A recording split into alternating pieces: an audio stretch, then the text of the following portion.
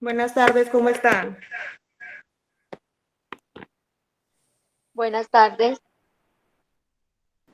Buenas tardes. Buenas tardes, muchas gracias por unirse con nosotras. Espero que se encuentren muy bien. El día de hoy vamos a dar un tema educativo muy importante sobre la hepatitis A. Son cosas muy puntuales, les van a servir, esperemos que entiendan lo que no entiendan. Durante la exposición pueden interrumpirnos para preguntar. Eh, y eso es todo. Muchas gracias por estar aquí, por regalarnos el tiempito y vamos a empezar entonces.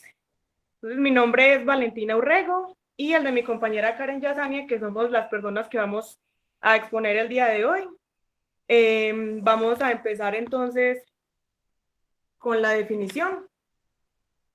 ¿Qué es? La hepatitis es una enfermedad causada por el virus de la hepatitis A que se transmite principalmente cuando una persona no infectada, y que no está vacunada come o bebe algo contaminado por heces de una persona infectada, que también se puede dar por medio de los animales. Por ejemplo, las moscas que pueden en su contenido pues traer como este virus y pueden de pronto defecar las comidas y por eso también se puede transmitir el virus. En cuanto a la epidemiología, la incidencia de la hepatitis A hasta el 18 de mayo de este año está en 0.23 casos. Esto quiere decir que la incidencia ha sido la más baja pues de todos los periodos anuales, con una diferencia de un 92% menos que el 2019 y un 81% menos que el 2020. Y en los niños, el grupo de menores de 10 años, que es como el grupo de interés, porque esos son los primeros que reciben la vacuna de la hepatitis A, pasó de una notificación en el 2008 de 1.495 casos a una notificación de menos de 100 casos e incidencias menores a 5 casos en los años posteriores de la vacuna, que esto pues es muy importante.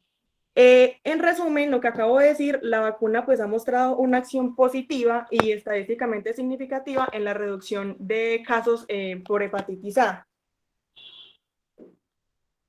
El agente causal, o sea, el agente que causa la enfermedad o el agente etiológico es el virus de la hepatitis A del género hepatovirus de la familia Picornavirae, que eso significa que el virus tiene pequeños contenidos de material genético, ¿cierto? Los signos y síntomas importantes de este virus es que los síntomas tienen de carácter moderado a grave y comprenden fiebre, malestar general, pérdida del apetito, diarrea, náuseas, molestias abdominales, coloración oscura de la orina y también ictericia, que es la coloración amarilla de la piel. Una cosa muy importante es que los infectados no siempre presentan todos los síntomas. Y en cuanto a las complicaciones se dan en muy raras ocasiones, porque la hepatitis A, pues, normalmente se va como, digámoslo de alguna manera, sanando como en un lapso de unas semanas. Pero en caso de que cause complicaciones, puede causar pérdida repentina de la función hepática, más que todo en adultos mayores o en personas que tienen enfermedades hepáticas crónicas.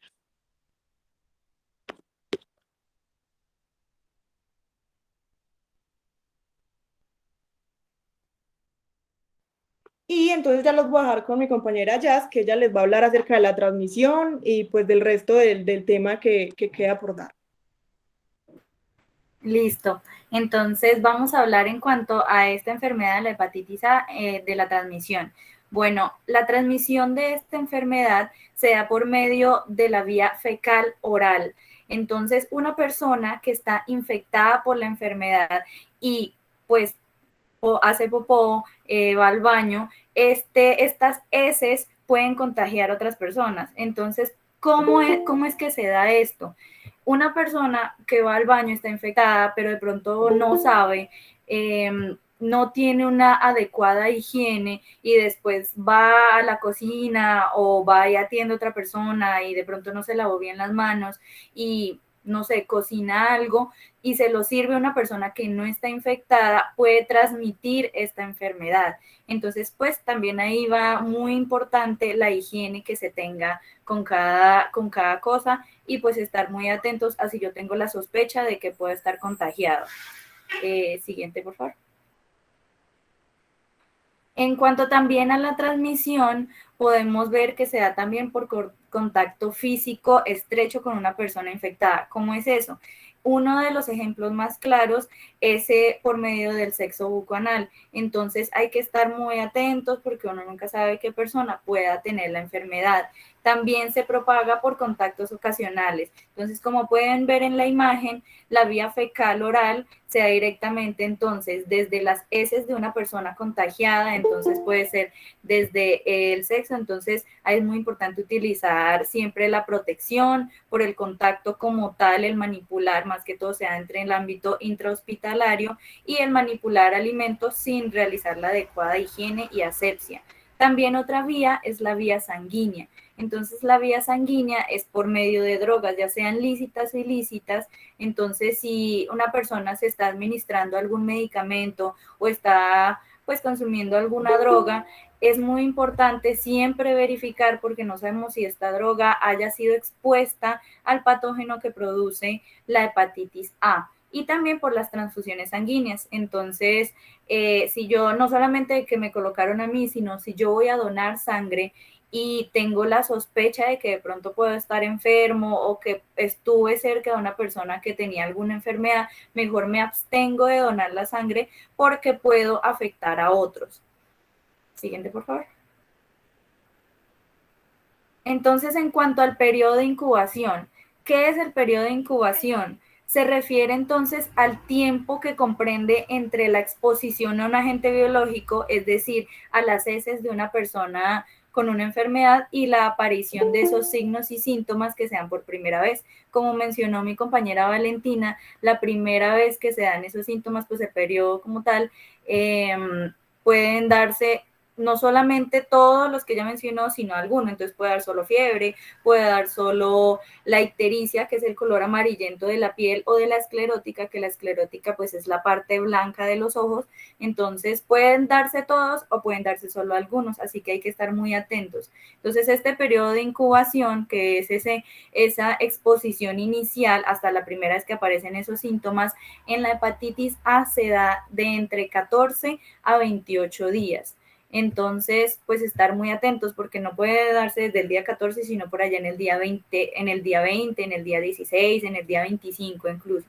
Entonces, pues estar muy atentos de ese periodo como tal. Siguiente, por favor.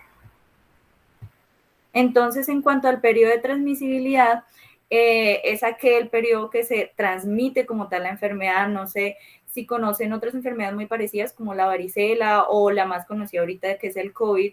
La varicela, muchos hemos escuchado que nos da, digamos, varicela, pero al final por allá es como el periodo que más transmite la enfermedad, no tanto cuando estamos llenos de las pepitas que dan, sino como al final ya cuando está pasando ahí es como el mayor riesgo de transmitir esa enfermedad a otras personas, así como el COVID, que puede darse tanto antes de tener los signos y los síntomas como al final. Este periodo de transmisibilidad en la hepatitis A comienza alrededor de 1 o 2 semanas antes de la aparición de todos esos signos y síntomas y dura al menos 1 semana después del comienzo de la ictericia, de ese color amarillento que puede dar. Siguiente, por favor. En cuanto al tratamiento, en el tratamiento encontramos que, dado que no es una enfermedad que dé muy a menudo, no hay un tratamiento específico que vaya más allá de las vacunas, que de pronto hemos escuchado que la vacuna de la hepatitis A, así como hemos escuchado la hepatitis B y demás. Entonces, no hay un tratamiento muy específico. ¿Por qué? Porque la mayoría de las personas que contraen esta enfermedad pueden recuperarse por sí solas en unas pocas semanas, obviamente con un cuidado en casa o ya pues si es un poco más complicado, pues ya un cuidado intrahospitalario. Pero en general las personas suelen recuperarse muy rápidamente sin necesidad de otros medios. Siguiente, por favor.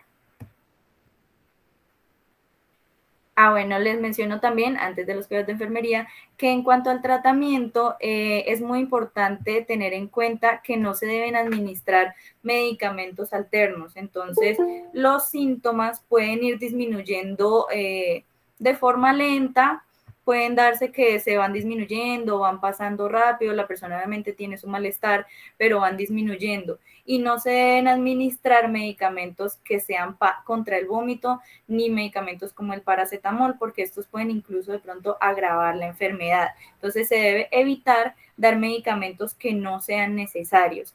Entonces los síntomas se van disminuyendo por sí solos. Obviamente hay que estar muy atentos porque con cualquier enfermedad cada cuerpo responde de manera diferente y pues puede que algún cuerpo responda bien y se mejore rápido y puede que otro pues no responda muy bien y se agrave y tenga que llevarse al ámbito intrahospitalario. Entonces, la hospitalización solamente no es necesaria cuando hay ausencia de la insuficiencia hepática aguda, es decir, de cuando no hay problemas con el hígado. Es mejor evitar la hospitalización porque sabemos que a veces los hospitales son muy buenos, pero tienen un gran foco de infecciones que pueden afectarnos y podemos incluso agravarnos más. Entonces es mejor seguir un tratamiento con un equilibrio nutricional balanceado, dando rehidratación después si a la persona le da vómitos o diarreas, dándole rehidratación, como ya sabemos, comprando el más común que es Pediasure, pero entonces algún líquido que tenga electrolitos para que la persona pueda recuperarse y no entre a la deshidratación. En cuanto a los cuidados de enfermería, encontramos que es muy importante mantener los objetos de uso personal, que la persona que está infectada, enferma, estén aislados del resto de las personas sanas. Entonces, que todas esas cosas que ella utiliza, porque de pronto esa persona no se lave las manos o no sabemos cómo sea su higiene personal, es mejor mantener los objetos de esa persona aparte de las demás. Entonces, si se está haciendo un cuidado intrahospitalario, es mejor que en el hogar, perdón, es mejor que, digamos, los platos con los que esa persona come se laven y se utilicen aparte, que nadie más utilice esos platos, que esa persona que vaya al baño, procurar pues que se le haga un muy buen aseo al baño, que todas las cosas de esa persona estén como aislados de las demás.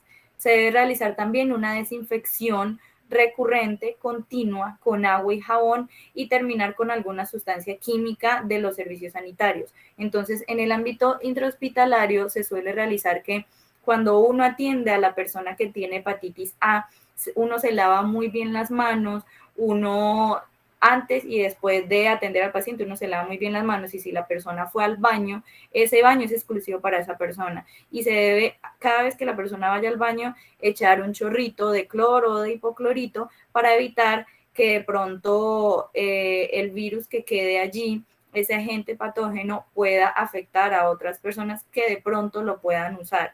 Entonces, también sabemos que se debe hacer un lavado de manos minucioso, muy exacto, muy determinado, después de manipular las heces y orinas de los pacientes. Esto pues es más que todo para las personas que trabajan en el ámbito de la salud, pero sabemos que obviamente si está en el ámbito dentro del hogar, una persona que manipule eso puede ser un mismo familiar. Entonces hay que tener muy bien en cuenta el lavado de manos. Hemos visto ahorita con toda la cuestión de la pandemia que nos han recordado mucho dentro de los baños, tanto públicos como en cualquier lugar, en el centro, en la calle, en cualquier parte, el lavado de manos. Entonces sabemos que pues el lavado de manos palma con palma, dorso con palma, luego de esta manera, luego lo que se le llama candado, que es para limpiar la parte interna de los dedos, luego el dedo pulgar de cada mano, siempre se va a hacer de cada mano, por último las uñas y las palmas. Esto nos permite realizar un muy buen lavado de manos y que no quede ningún agente patógeno en las manos y que pueda transmitirse a otras personas. Siguiente, por favor. Otros cuidados de enfermería son explicar muy bien al personal médico y paramédico todas esas medidas que pueden disminuir las infecciones nosocomiales. Entonces, el personal médico incluye todos los médicos, las enfermeras, los enfermeros auxiliares o jefes o profesionales que incluso a los paramédicos que manejan todo el traslado también o la atención primaria al paciente, porque nosotros estudiamos y sabemos, pero es muy importante siempre recordar y estudiar las cosas para tenerlas presentes y poderlas reforzar. Entonces, ¿qué son las infecciones nosocomiales? Como para tener un poquito más claro esto, ¿verdad? Las infecciones nosocomiales son aquellas que se adquieren durante la estancia en un hospital y que no se encontraban presentes en el paciente en el periodo de incubación, que recordamos aquí que es de 14 a 28 días, ni en el momento que ingresó el paciente como tal a la institución. Entonces, estas infecciones ocurren normalmente después de las 48 horas del ingreso del paciente a la institución.